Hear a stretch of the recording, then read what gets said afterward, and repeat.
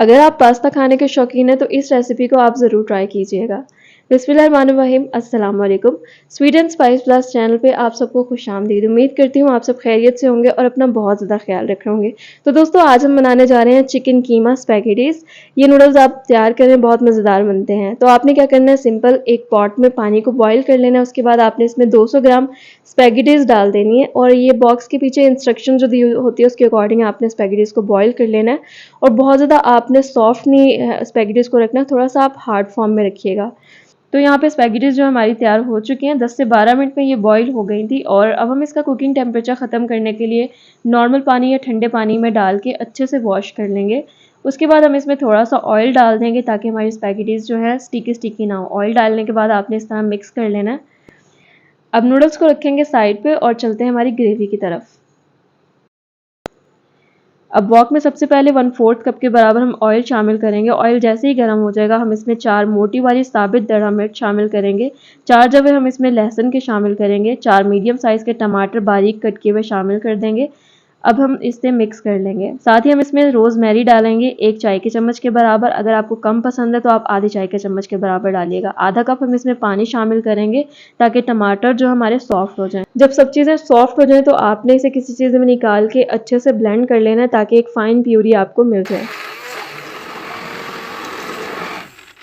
तो यहाँ पर हमारी प्यूरी जो है तैयार हो चुकी है। इसमें मैंने आधा कप मज़ीद पानी शामिल किया है। इस पानी को हम मिक्स कर देंगे ग्रेवी के साथ। तो अब चलते हैं दूसरी तरफ। जो पैन जिसमें हमने ग्रेवी तैयार की थी उसी में हम 2 से 3 खाने के चम्मच ऑयल शामिल करेंगे।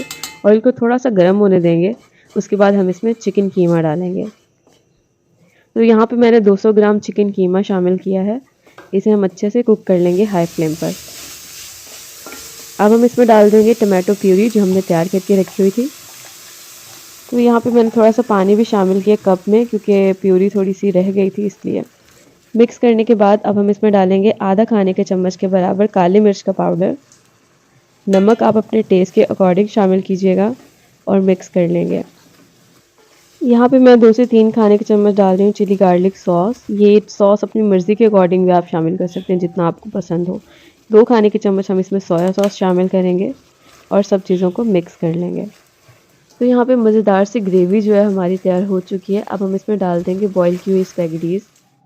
तो स्पैगेटीज़ को डालने के बाद आपने इस पॉइंट पे चूल्हे की फ्लेम मीडियम से थोड़ी सी हाई कर देनी है और हाई फ्लेम पे स्पैगेटीज़ को मिक्स करना है। तो स्पैगेटीज़ को हमने अच्छे से मिक्स कर लिया। अब हम चूल्हे की फ्लेम बंद कर देंगे और इसकी हम प्लेटिंग करेंगे। उसके बाद हम इसे गर्मा गर्म सर्व करेंगे। तो इस रेसिपी को आप ट्राई करें और एंजॉय करें फैमिली के साथ।